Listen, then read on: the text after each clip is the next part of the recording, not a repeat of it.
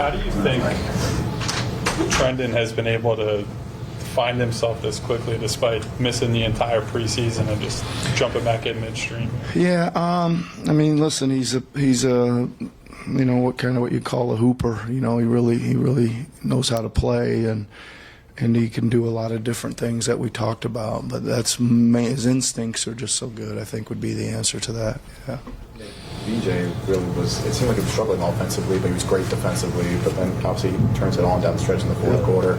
What did you kind of like observe from him? Yeah, I mean, I think that exactly that. Even though he wasn't shooting the three that well, I thought he probably had some chances to attack more when he was taking those threes. He had a matchup he probably could have hit the paint on. But he was playing D, was rebounding, he was challenging shots. And then, you know, we kind of got him set up. They were in such a full denial of Tyrese. When he turned the corner, he had to go into that gap, and he just exploded into it 2 or 3 times when it really mattered. Yeah. Can you talk about the balance you guys had today? I mean, the ball moved well, and you ended up with 6 double-figure scores.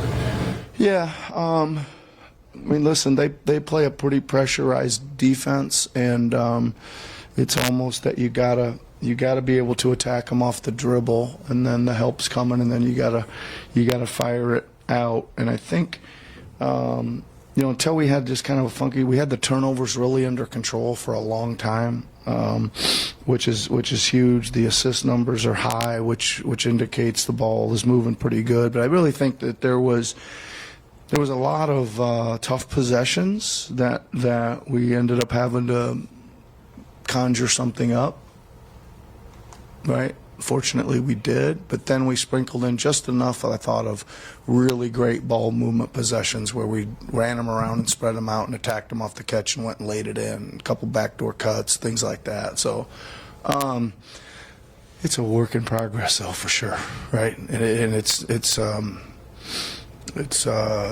going to be a bit, I think. We got, again, a lot going on to keep some rhythm and guys figuring out who's doing what and all that stuff. But I do think that the early passing that we've emphasized is paying off, even when maybe it's not so pretty. But at least they're making the right plays. You know what I mean?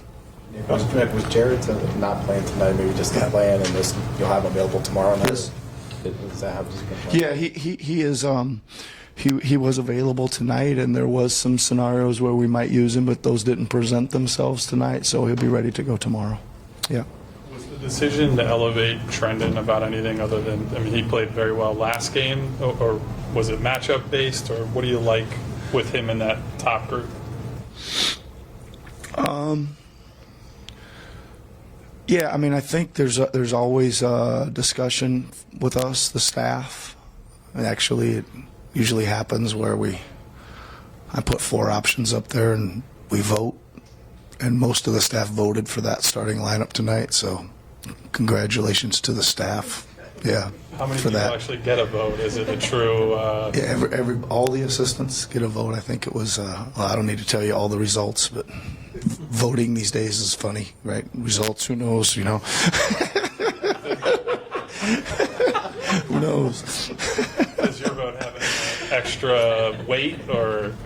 I would say it might. Yeah, I would say it might, but I do like to get those guys' input for real, and they did remind me after the game that they all voted that way. So another shout out for them. We've talked so much about just the distribution of Joel's restricted minutes for the time being, like having him start the fourth quarter and then come back in with like 3 minutes left. Just how do you feel like that sort of shook out this time? Yeah, I mean, obviously it shakes out better when you win, right? But I think we're still playing around with it. I think that I think there's a case to playing him at the start of all the quarters and just getting it over with, which we've done before.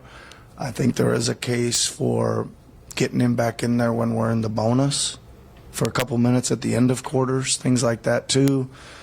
But it's a little tricky, but that kind of is what we were shooting for tonight, the second half, to leave him with a couple, 2 or 3 minutes, but to play some, not leave him with 6 or 7 like we've done a couple other games. But we'll see what happens next time, Gina. See what happens next time. Sorry about that, Bob. That's all right. How did you guys, ugly first quarter for you guys defensively. So how did you guys stabilize, especially in that second quarter? Well, I think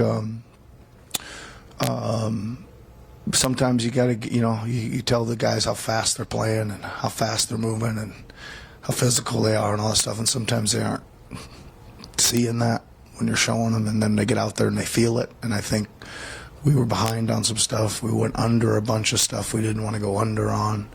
We didn't, they play extremely fast, and we got twisted up in some matchups, but then we just got it so much better in the second quarter, right? It was just we started guarding much more physically. We started blocking out much more physically. I mean, first quarter they threw us out of bounds a couple times and laid the ball in. Like, I mean, you can't go for that.